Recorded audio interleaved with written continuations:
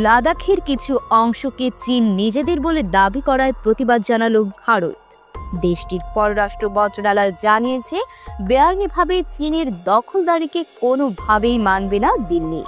লাদাখের ভারত চীন সীমান্তে অচলাবস্থা কাটিয়ে দুই দেশের সম্পর্কের উন্নতির প্রক্রিয়া শুরু করেছে। এরই মধ্যে চীনের দাবি ঘিরে নতুন উত্তেজনায় জড়ালো বেইজিং দিল্লি। বিতর্কের সূত্রপাত গত ২৭ ডিসেম্বর।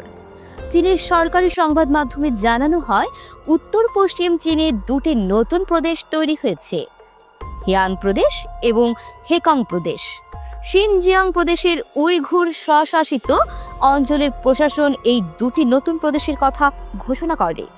চীনের কমিউনিস্ট পার্টি এবং স্টেট কাউন্সিলও এই দুটি নতুন প্রদেশে অনুমোদন দিয়েছে বলে দাবি করা হয়।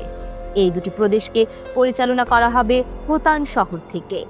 চীনের দাবি করা এই দুটি প্রদেশের মধ্যে পড়ছে লাদাখের কিছু অংশ। চীনের এই পদক্ষেপের প্রতিবাদ জানিয়ে ইতোমধ্যে বেইজিংকে কূটনৈতিক বার্তা পাঠিয়েছে দিল্লি। ভারতের পররাষ্ট্র মন্ত্রণালয়ের মুখপাত্র রণধীর জয়সওয়াল জানান, ওই তথাকথিত প্রদেশগুলির একটি অংশ লাদাখের মধ্যে পড়েছে। ভারতীয় ভূখণ্ডে বেআইনিভাবে চীনা দখলদারি কোনোভাবেই বরদাস্ত করা হবে না। তিনি বলেন, নতুন প্রদেশ তৈরির ফলে ওই অঞ্চলে আমাদের সার্বভৌমত্বের উপর কোনো প্রভাব পড়বে না। চীনের অবৈধভাবে কিংবা জোর করে দখল করাকেও বৈধতা দেওয়া হবে না।